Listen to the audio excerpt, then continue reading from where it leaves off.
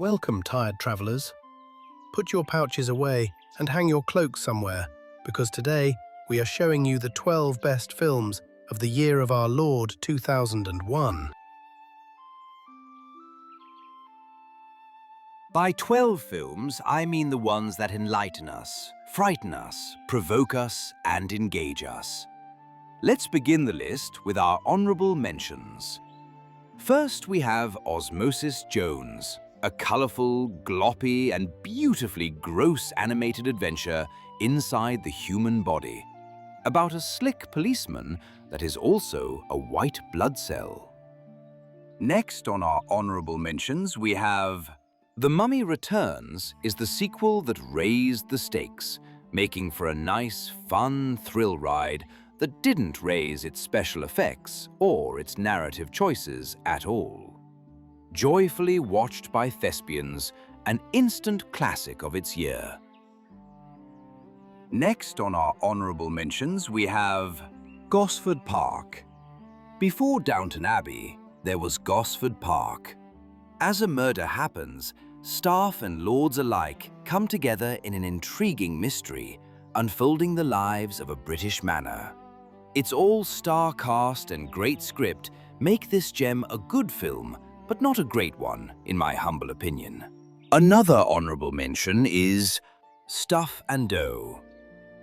It's a Romanian film that marked the beginning of the new wave of Romanian cinema, about youth and mistakes made by it, all around the desolate and sour Romanian landscape of the time.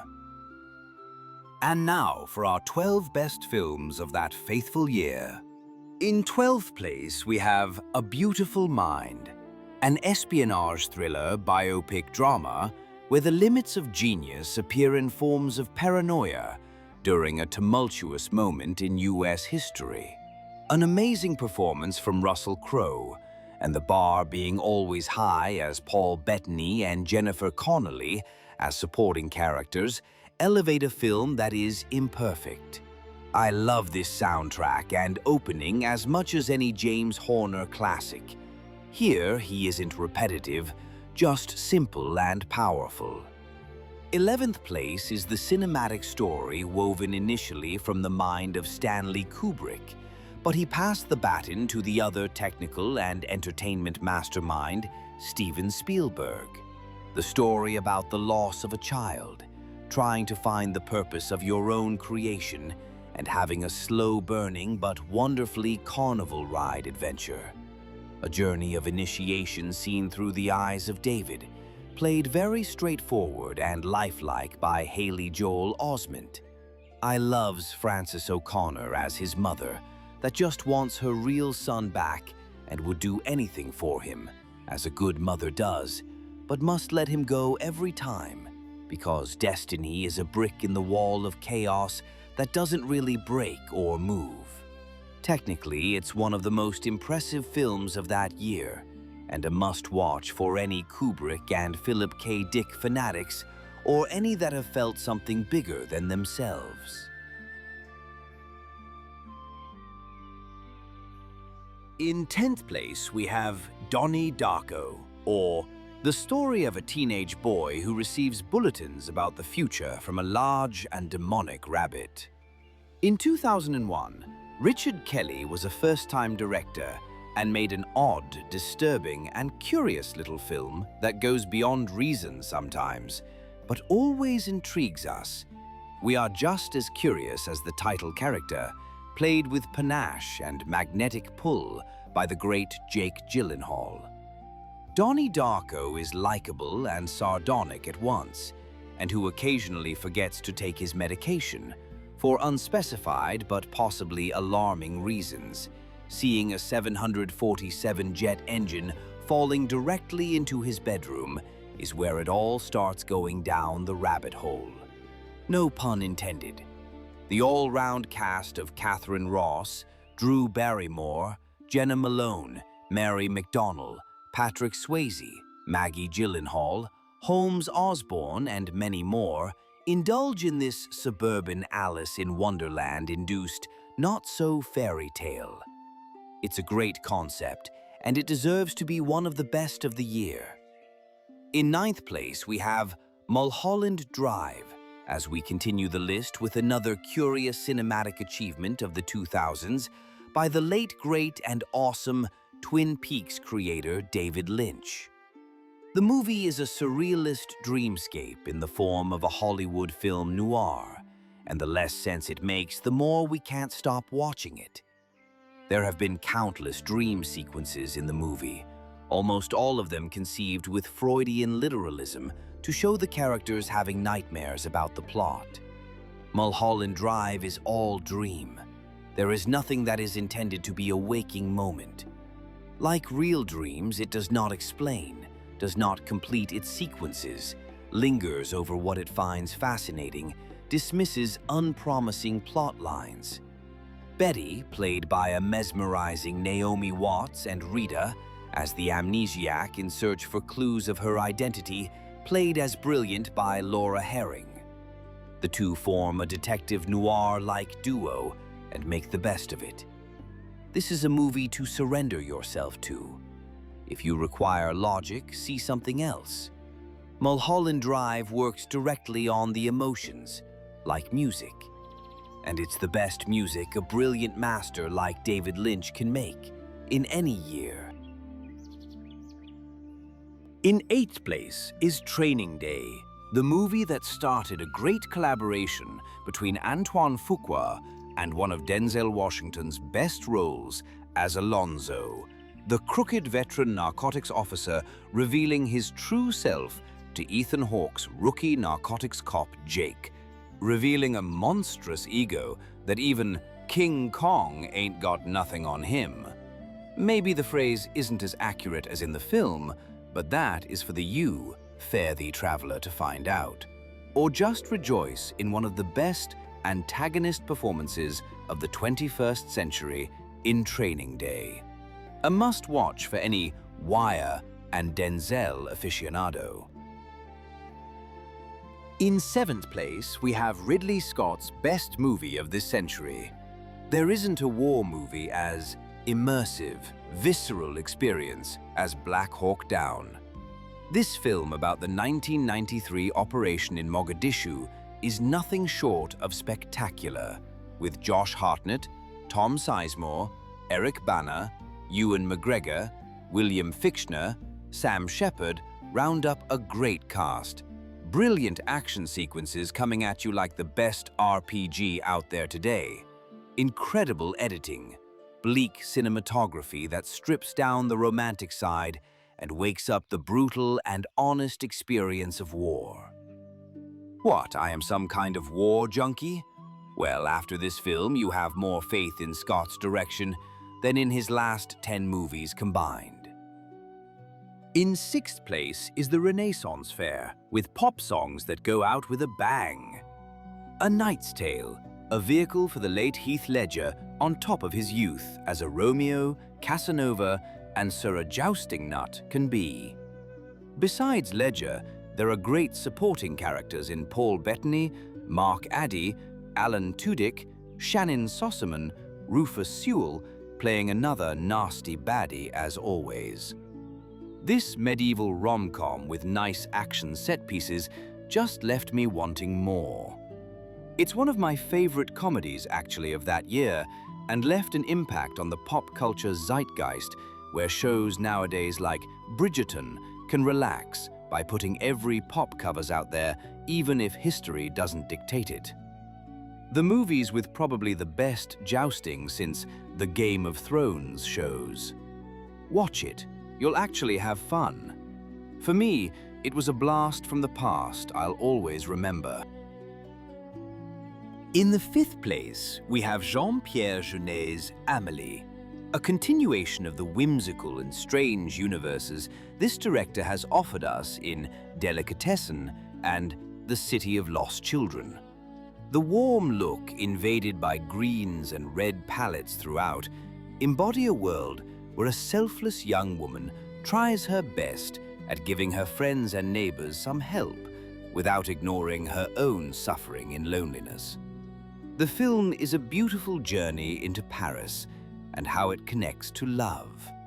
Love thyself and others, Love the present and love your past, but as an old friend, not as an enemy. Audrey Tautou, playing the titular character here, conveys all kinds of emotions and remains of one of cinema's most hopeful characters that bring light into our hearts in a murky and strange world we are currently living in. Magic is all around us, and this film has plenty of it. In the fourth place, we have a great coming-of-age story about a threesome. Well, you didn't expect that. Y Tu Mama Tambien is Alfonso Cuarón's first personal story about that feeling you had when you were a teenager, in love and horny, all while having canvas of poverty, political uncertainty, and sexual discovery. But the film is also about friendship, and how youthful friendships sometimes are the best and sometimes don't last after growing up. The ending of this film is bleak in a way, but enjoy the road trip of fleeting love and human connections that are as important as lasting ones, making us love, laugh, and cry at the same time. Just like a bloody teenager. A great little gem that puts Alfonso Cuarón on the map of becoming one of the greats in terms of directing. In third place, well, Hayao Miyazaki does it again. And again. And again. And again. And again. And again. This time is 2001's Spirited Away, the amazing story of Chihiro, the girl lost in an Alice in Wonderland meets George Orwell's 1984 kind of fantasy world.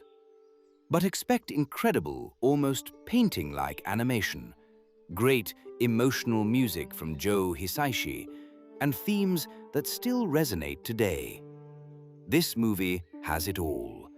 It discusses the toxic workforce environment, talks about environmentalism, growing up, having empathy, about greed and the illusion of fortune, all wrapped around the world of gods, witches, and spirits. This is what fantasy should be, an allegory, but also world-building that actually works. It has beautiful animation, but it's not only beautiful, but it's so creative, you cannot believe what the bloody heck you are watching. This 10-year-old girl's journey is as emotional as any live-action film could be, and even more. Because the imaginary worlds of Miyazaki make this film not only one of the best of the year 2001, but also one of the greatest films of all time. In second place, we have The Royal Tenenbaums. Wes Anderson is one of my favorite directors working today. At one point, after Asteroid City, I felt he burned out of original thinking at the cost of vanity. But after last year's The Phoenician Scheme, I also felt a return to form. But his quirky characters, filled with wit, humor, and charm, have returned from the old days of The Royal Tenenbaums, which is the crown jewel of his filmography. He is by now royalty, and this film launched him internationally and put his Earl on the map of greatness.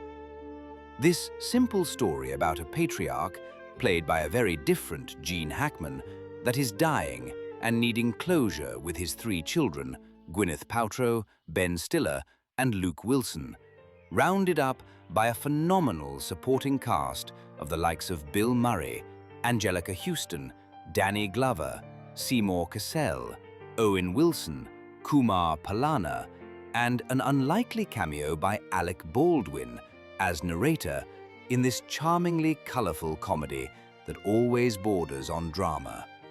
An epic family saga that you wouldn't expect, that covers so much about their characters. In Anderson fashion, the cinematography follows a world full of Keaton gags and French New Wave ooze that melt together with an authentic soundtrack and an eye for the emotional crippling that always can bring us to tears. This one is one classic film in a great year. And it was Anderson's, and our first in this list. Well, we are finally here. The best movie not only in this year, but part of the best films in this great century of film. I think this movie would be, in any year, a logistical nightmare to script, shoot, and produce. And every time I think about who would dare to do it again today, would surely disappoint fans. But thanks to the love of J.R.R. Tolkien's world building and writing per se, that Peter Jackson, Philippa Boyens, and Fran Walsh had all during its production, they made the impossible. Starting a new era of fantasy adaptations that in 2026 is still struggling with good ones, but not great adaptations. We had Harry Potter, The Hunger Games, and Dune. Very good adaptations and a few great ones. We had His Dark Materials, TV show, produced by HBO, and of course, from the same network, we had the phenomenon Game of Thrones. But it all started here, actually. Shooting back-to-back as a massive undertaking in 1999, the first part of J.R.R. Tolkien's literature world-building masterpiece about linguistics, myth, nature, and friendship, all under the cloak of an amazing adventure. We are talking of the first part of the story of The Lord of the Rings, The Fellowship of the Ring. I think everything was practically said about this amazing cinematic achievement, but I feel the need to thank these people, from the crew, cast, director, and producers that brought this epic high fantasy to the realms of reals. I will mention the late, great Andrew Lesnie that saw the murkiness, the fairy tale, the grimness and weirdness of Tolkien's world through the cinematic lens. Thank you, sir. And thank you, Peter Jackson. We are all awaiting patiently for another great endeavor of yours, because this particular film had us dreaming again with our eyes open in a movie theater. Thank you, everyone, for going with us on this particular adventure.